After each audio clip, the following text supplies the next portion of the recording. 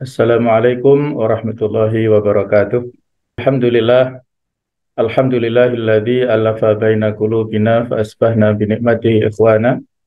Asyhadu an la ilaha illallah wahdahu la syarikalah wa asyhadu anna Muhammadan abduhu wa rasuluh la nabiyya ba'dah.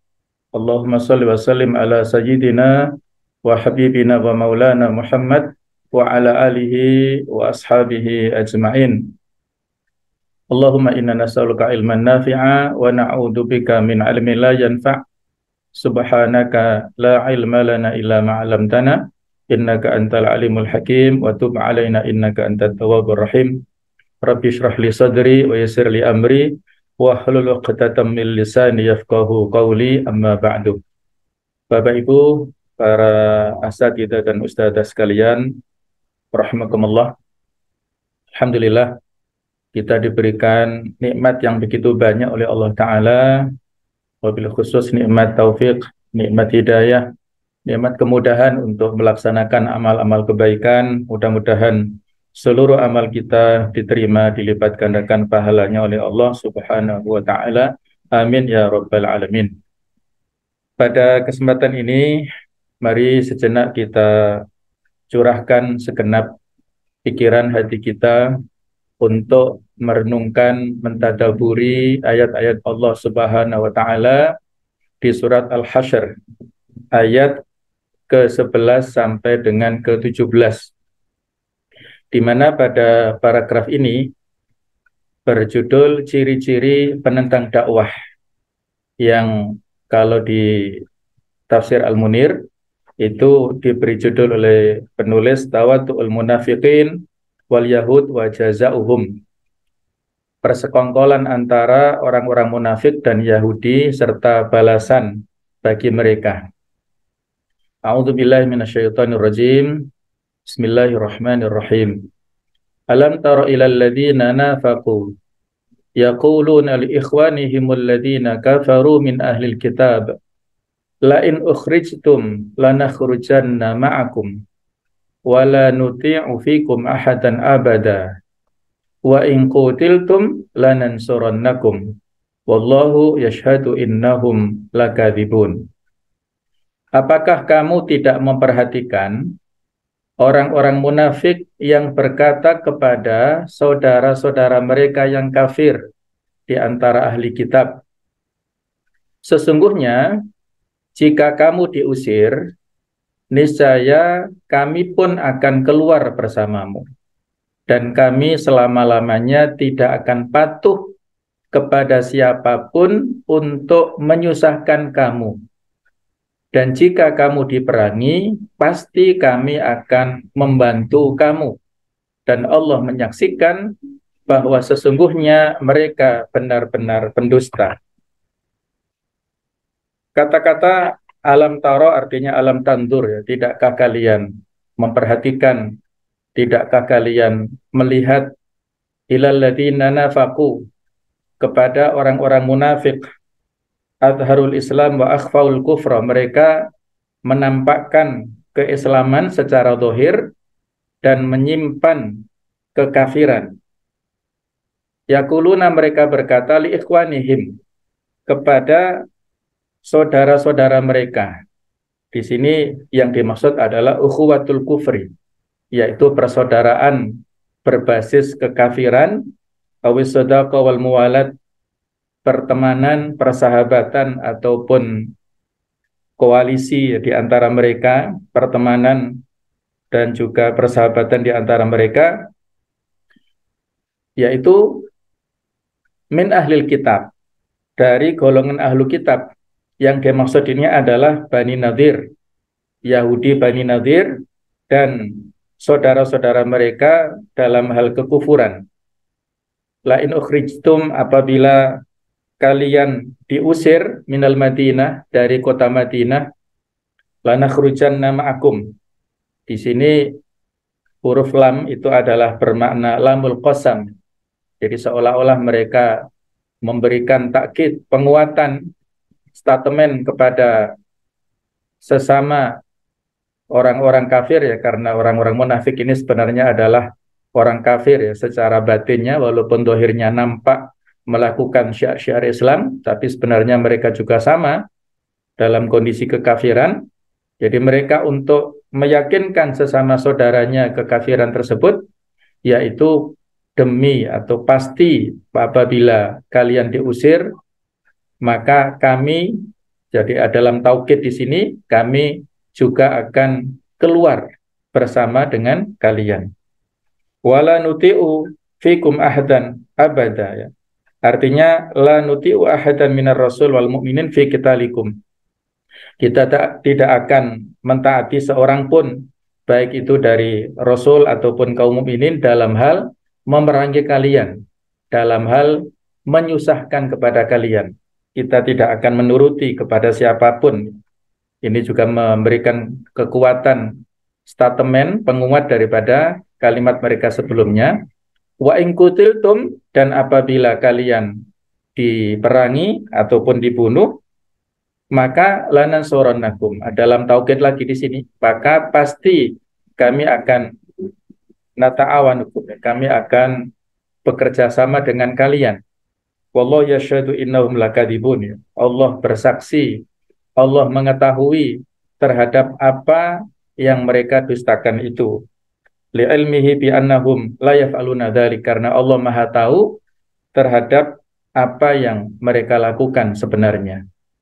La in ukhriju la yakhrujuna ma'ahum wa la in qutilu la yansurunahum wa la in nasaruhum la yuwallunnal adbara thumma la yunsarun.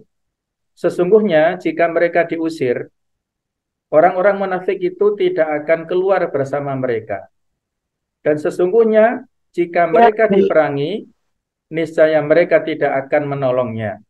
Sesungguhnya jika mereka menolongnya, niscaya mereka akan berpaling, lari ke belakang. Kemudian mereka tidak akan mendapatkan pertolongan.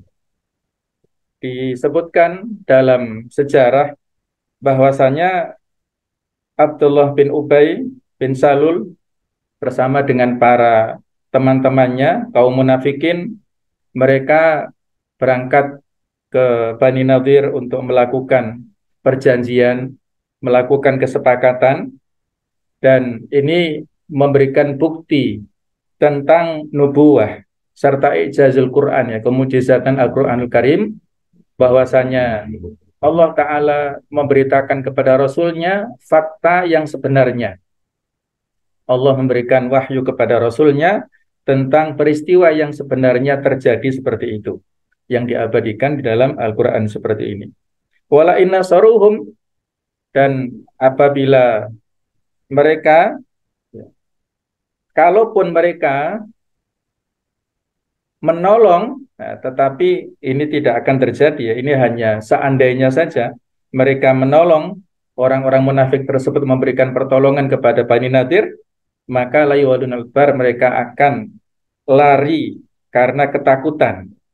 Ini juga merupakan prediksi kenabian yang betul-betul terjadi. Summa la yunsurun, kemudian mereka tidak akan diberikan atau tidak akan mendapat pertolongan.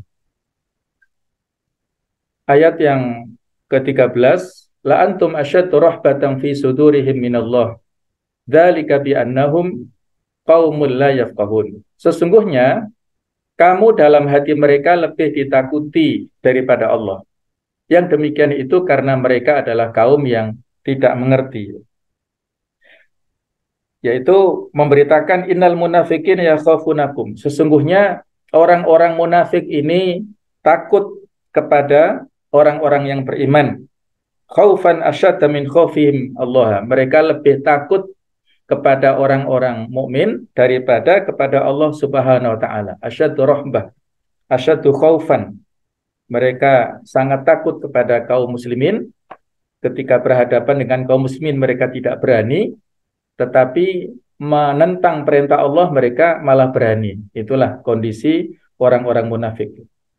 Fi sudurihim, ini sebagai takkid, penguatan tentang berdiamnya rasa takut pada diri mereka, bercokolnya rasa takut pada diri mereka, karena mereka ini menyimpan ketakutan kepada kaum muslimin dan tidak takut kepada Allah Subhanahu wa taala. Mereka secara zahir menampakkan keislaman, pura-pura supaya tidak dimusuhi dan tidak diperangi oleh kaum muslimin, tetapi pada batinnya mereka membenci kaum muslimin dan mereka menyimpan kekafiran tersebut. Kemudian dzalika bi annahum qaumul la yafqahun, yang demikian itu karena mereka kaum yang tidak faham, la ya'lamuna 'azamatallah, mereka tidak mengerti keagungan Allah taala, hatta yakhshaw haqqa khasyati, sehingga mereka tidak bisa atau tidak mau takut kepada Allah, tidak faham, tidak memiliki ma'rifatullah. La yuqatilunakum jami'an illa fi qura muhassanatin aw min wara'i judur ba'suhum bainahum syadid tahsabuhum jami'a wa qulubuhum syatta dzalika bi annahum qaumul la yaqilun.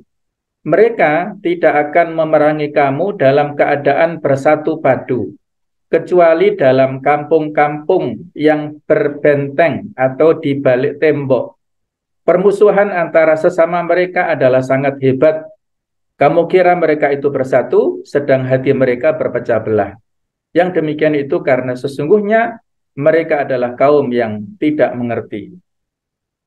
La yuqatilunakum, yang dimaksud di sini adalah orang-orang Yahudi jami'an, ya, mereka berkumpul semuanya tidak memerangi kalian kecuali fi qura muhassonah, kecuali pada kampung-kampung yang muhassonah, ada benteng-bentengnya, ada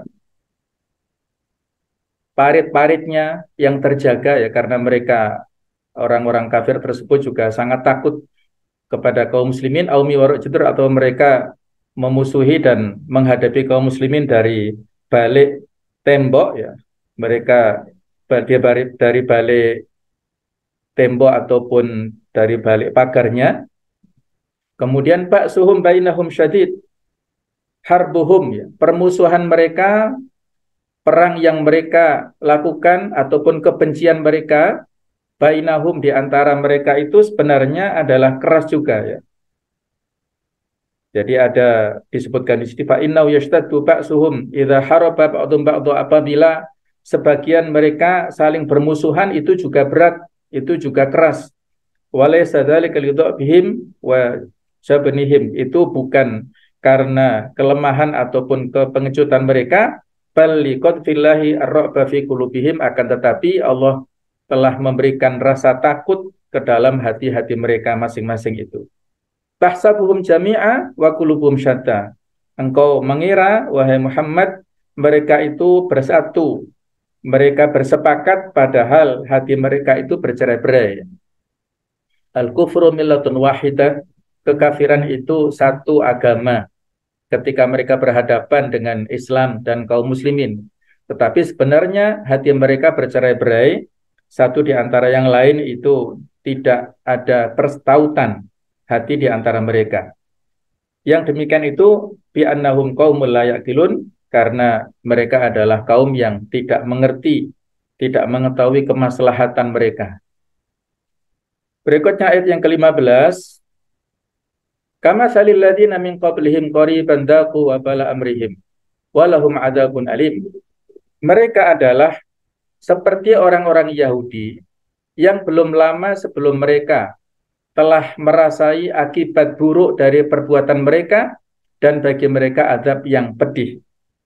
Yang dimaksud adalah kama salil ladzina min qablihim adalah orang-orang Yahudi, terutama adalah Bani Nadir, seperti orang-orang musyrikin yang mereka adalah dibunuh dan diazab pada peperangan Badar. Mereka mendapatkan kekalahan pada perang Badar. Kemudian juga orang-orang yang kufur, orang-orang yang kafir sebelum datangnya risalah Islam, ya, pada saat mereka memusuhi para nabi dan rasul terdahulu, mereka juga sama mendapatkan akibat buruk, mendapatkan azab yang pedih dari Allah Subhanahu wa taala.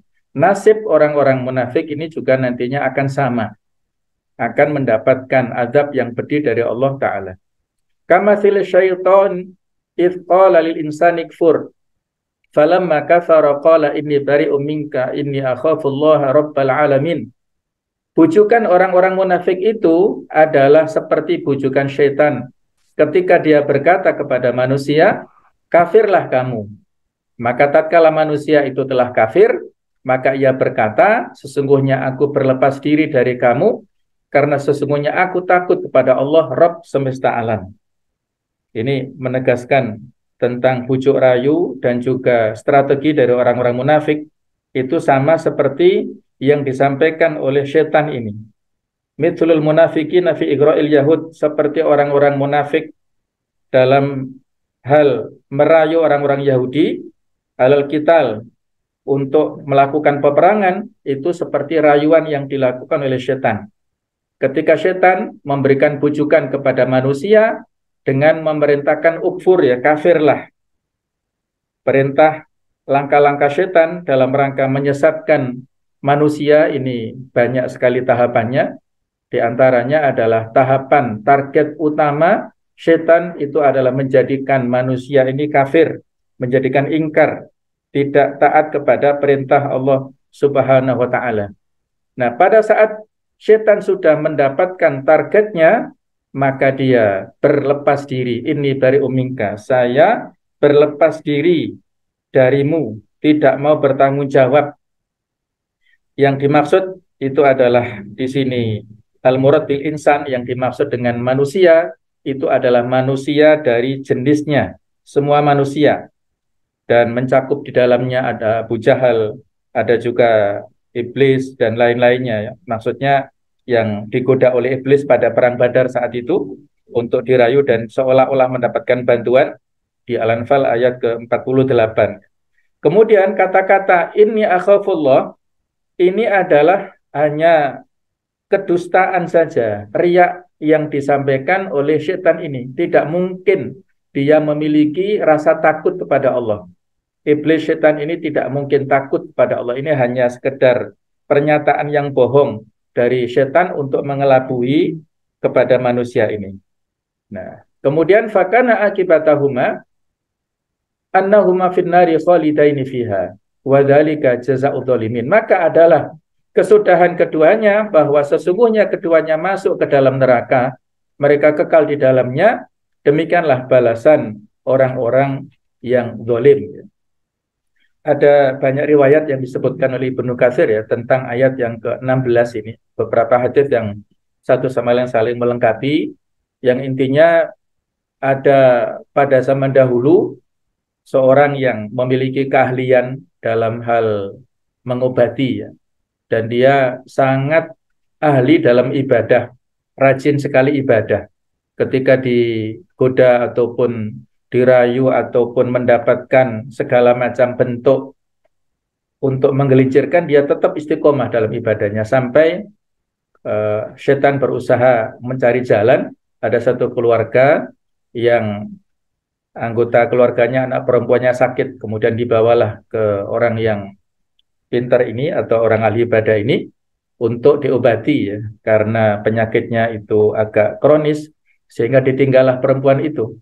Singkat cerita, ketika perempuan ini tinggal berdua dengan laki-laki tersebut, diobati dan setan masuk membisiki, akhirnya terjadilah apa yang terjadi. Si laki-laki ini menghamili perempuan tersebut dan akhirnya dia ketakutan, setan membisiki lagi, akhirnya dibunuhlah wanita itu. Kemudian setan masuk ke dalam mimpi keluarganya, mereka mendatangi dan akhirnya menangkap laki-laki ini, kemudian dipenjara terus sampai pada intinya laki-laki ini menjadi kafir dan dia meninggal dalam keadaan yang su'ul khotimah. Ini berbagai macam riwayat yang disebutkan, satu sama lain saling memberikan penguatannya. Inilah strategi setan ya, yang pada akhirnya ketika manusia sudah kafir, dia berlepas diri. Ini baru minka, aku berlepas diri darimu, tidak mau bertanggung jawabnya.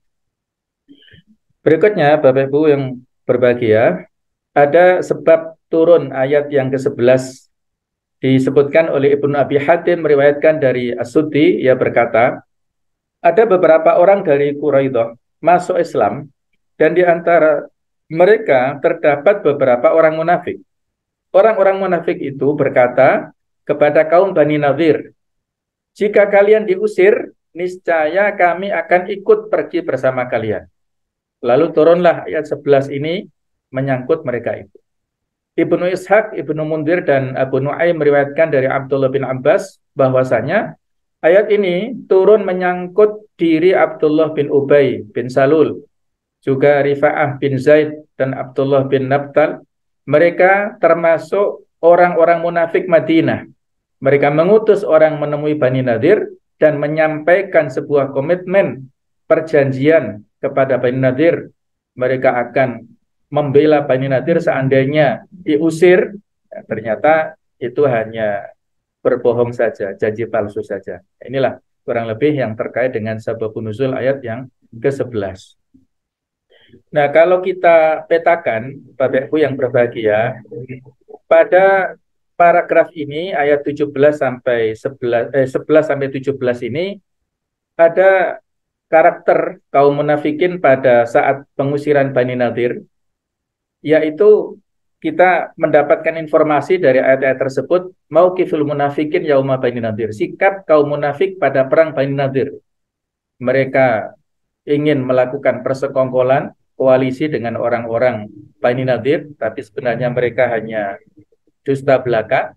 Kemudian ba'du sifat haula'il munafikin, di antara sifat orang-orang munafik yang akan kita kaji lebih lanjut nanti satu persatu.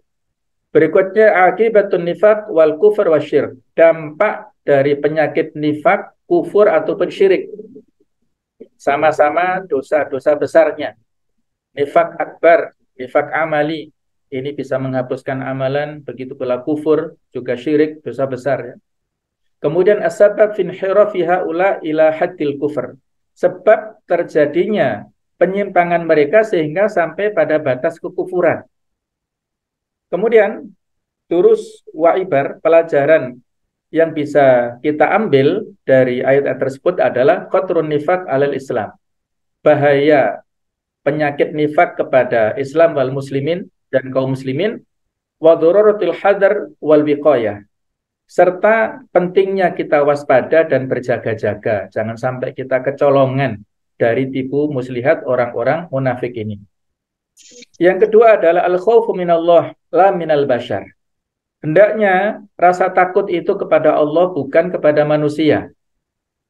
Yang ketiga adamul khawfil a'da, tidak boleh kita takut kepada musuh. Takut hanya kepada Allah Ta'ala. Allah lah yang menggerakkan manusia.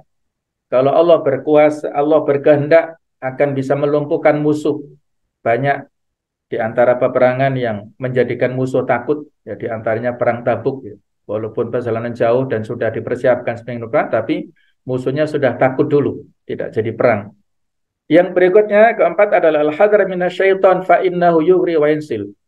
Waspada terhadap setan karena dia menggoda dan menyelinap pergi. Setelah menggoda maka dia tinggal, tidak bertanggung jawab.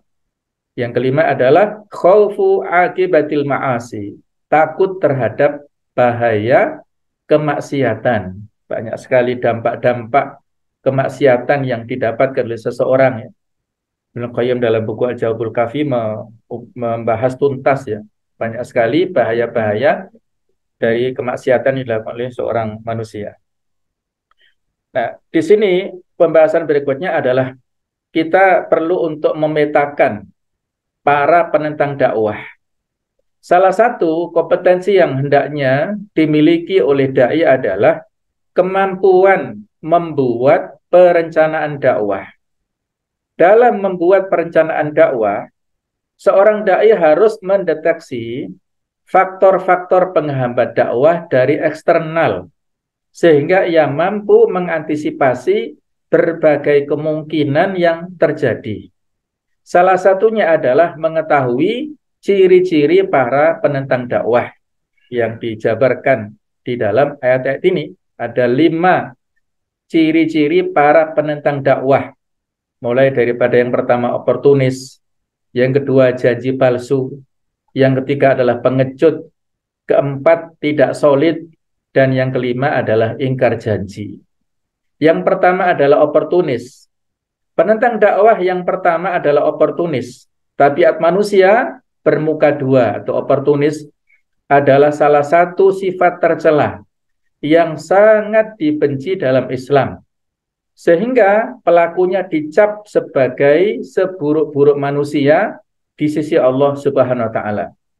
Dalam hadis riwayat Imam Bukhari dan Muslim dari Rasulullah SAW, beliau bersabda, tajiduna min syarrin nasi dzal wajhaini alladzi ya'ti haula biwajhihi wa haula biwajhin. Kalian akan menjumpai seburuk-buruk manusia, yaitu orang yang bermuka dua atau oportunis. Dia datang ke sini dengan satu sikap, dan apabila datang ke yang lain dengan sikap yang lain. Hadis Bukhari Muslim ya. Jadi seperti yang digambarkan di surat Al-Baqarah, wa idza laqul ladina amanu qalu amanna, ya, mereka ketika ketemu dengan orang-orang beriman, mereka mengatakan kami telah beriman.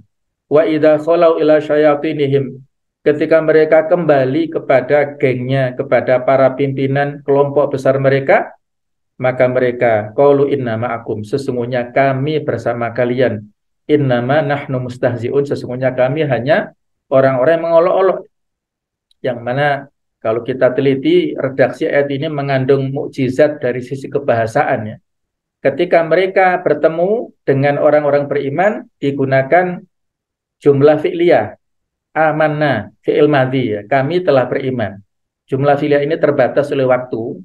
Tetapi ketika mereka kembali kepada gengnya, kelompoknya, menggunakan jumlah ismiyah, kalimat nominal, bahkan memakai harfu taukid inna, sesungguhnya, kami, ma'akum, dan ditegaskan lagi innama nahnu, sesungguhnya kami hanyalah orang-orang yang mengolok-olok. Jadi seolah-olah Allah ingin mengabarkan kepada kita tentang bahasa orang-orang munafik ketika mereka bertemu dengan orang mukmin, kami sama dengan kalian, kami mukmin, kami ini orang yang komitmen. Tapi ketika kembali kepada kelompoknya, mereka katakan jangan khawatir, sekali-kali, selalu, dan terus-menerus sesungguhnya kami bersama kalian. Nggak usah khawatir, walaupun kami ke sana kemari, terus kami sebenarnya bersama dengan kalian. Nah, itulah orang-orang yang oportunis. Nah, menurut Imam An-Nawawi, orang yang bermuka dua adalah orang yang datang kepada satu kelompok dengan menampakkan dirinya bagian dari mereka dan berseberangan dengan pihak lawannya. Tetapi ketika datang kepada kelompok lain, dia melakukan hal yang serupa. Jadi sama dengan yang dikatakan tadi ya dalam hadis tersebut. Pada kelompok ini mengatakan seperti ini, ya, di kelompok lain juga sama janjinya itu. Tipikal orang seperti ini sangat berbahaya dan harus diwaspadai. Ia ibarat musuh dalam selimut yang sangat licik, memanfaatkan peluang untuk mendapatkan keuntungan dari kedua belah pihak yang dia dekati. Orang bermuka dua adalah tipologi manusia yang tidak dapat dijadikan sebagai orang kepercayaan. Mereka tidak pantas menjadi sahabat karena tanpa disadari terkadang mereka menjadi kaki tangan musuh yang ditugaskan untuk memata-matai. Kalau pada zaman dahulu ada sebagian orang pribumi yang berpihak kepada Belanda.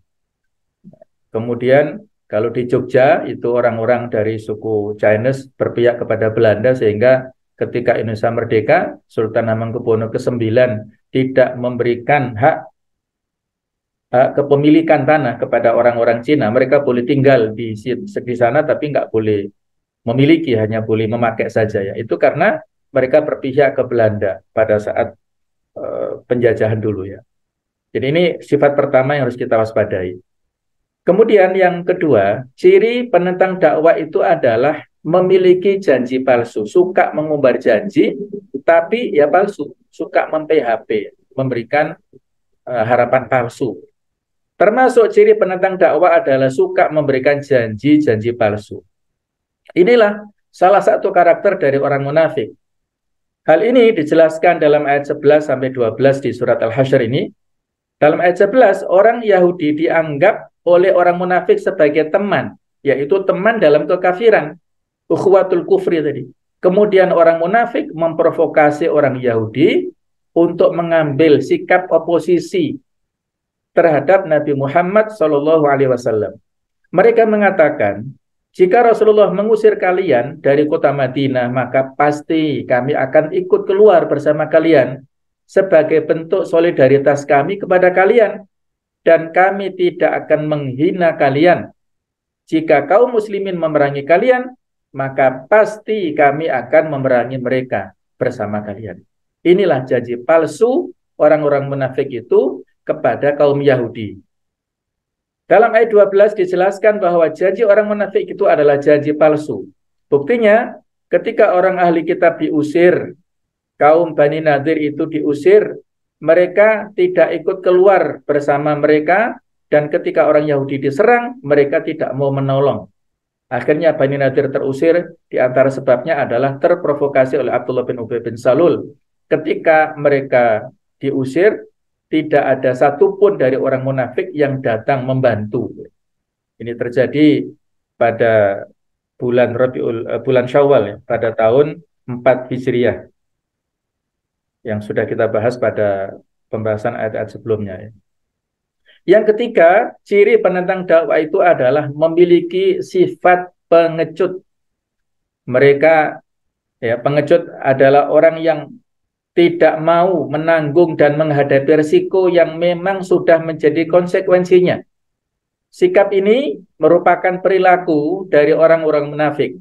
Sifat pengecut menjadi penghalang dalam dakwah. Nabi Muhammad SAW memprediksikan di suatu masa umat Islam akan menjadi bulan-bulanan dan santapan empuk musuh-musuh Islam karena mereka mengidap penyakit al-wahan, yaitu hubbud dunya wa karahiyatul maut. Mereka cinta dunia dan takut mati. Penyakit wahan ini menyebabkan umat Islam ada yang menjadi pengecut sehingga tidak lagi disegani oleh kaum kafir, musyrikin dan munafikin.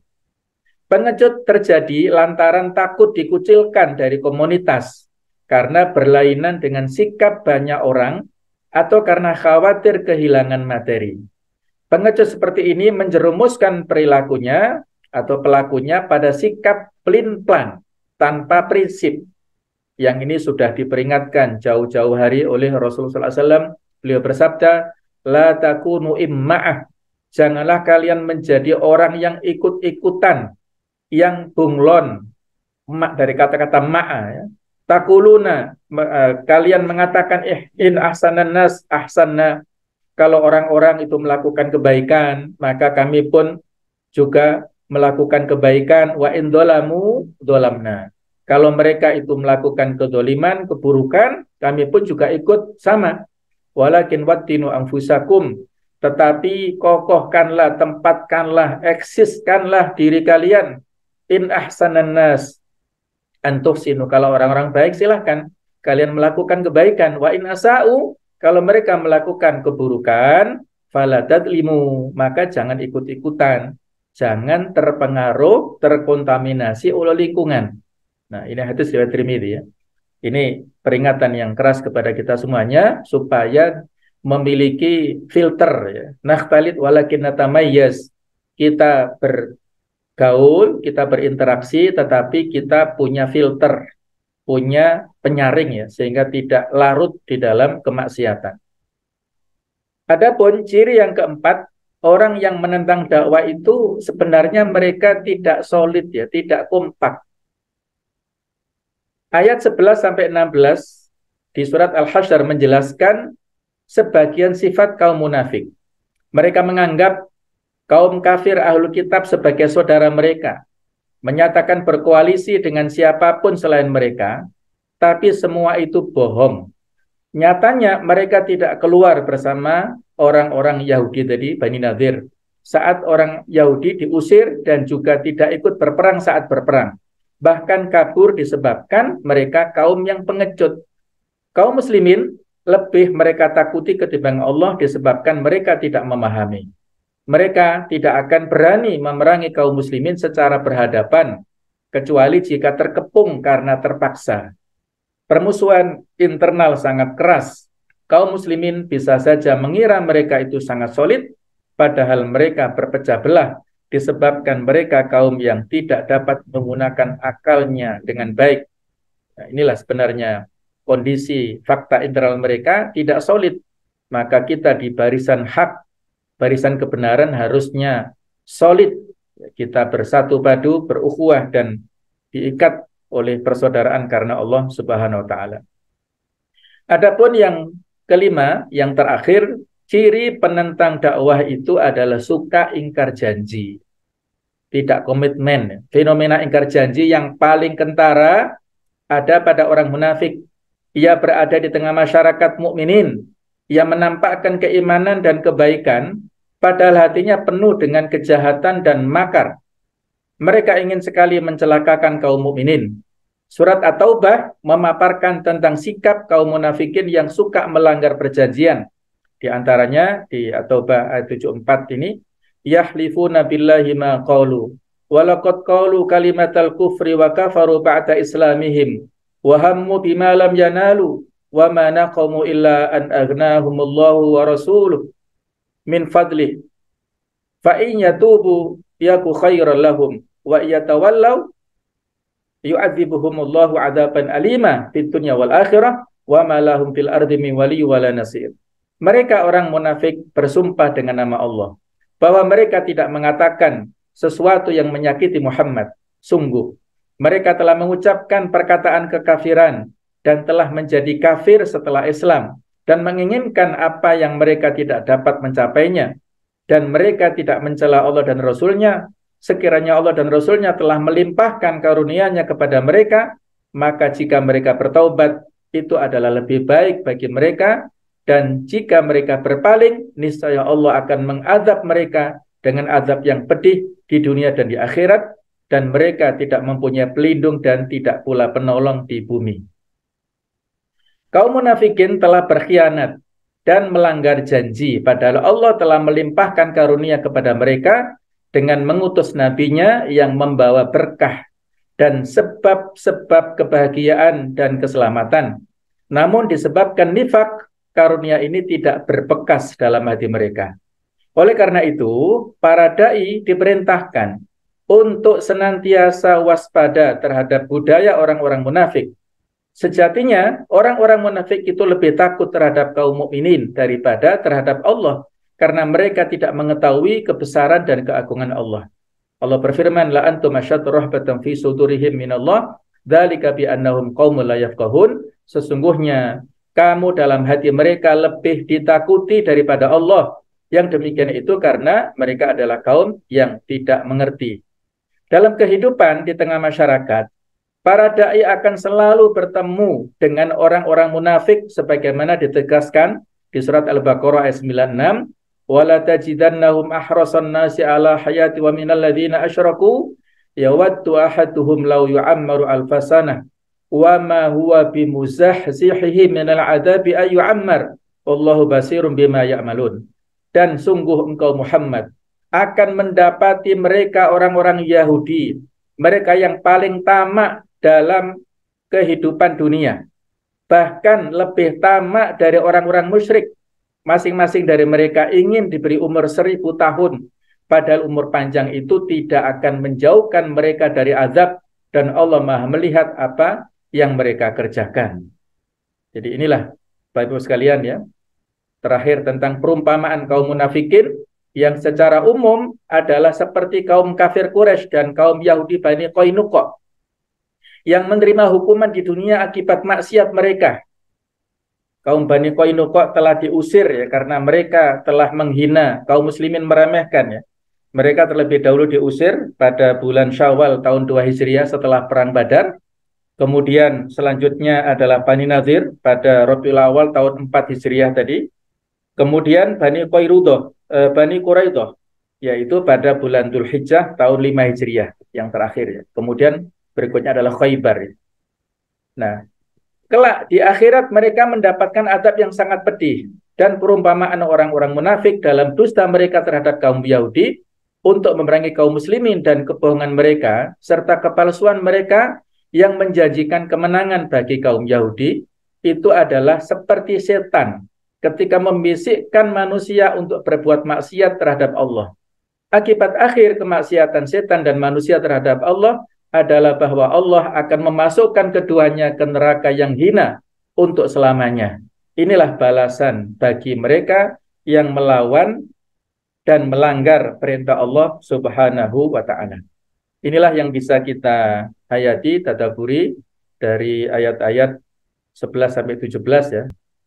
Allahu a'lam bishawab, inilah yang bisa kita tadaburi, kita hayati dari ayat-ayat ini. Semoga ada manfaatnya. Mohon maaf atas segala kekhilafan. Allahu a'lam bishawab. Assalamualaikum warahmatullahi wabarakatuh.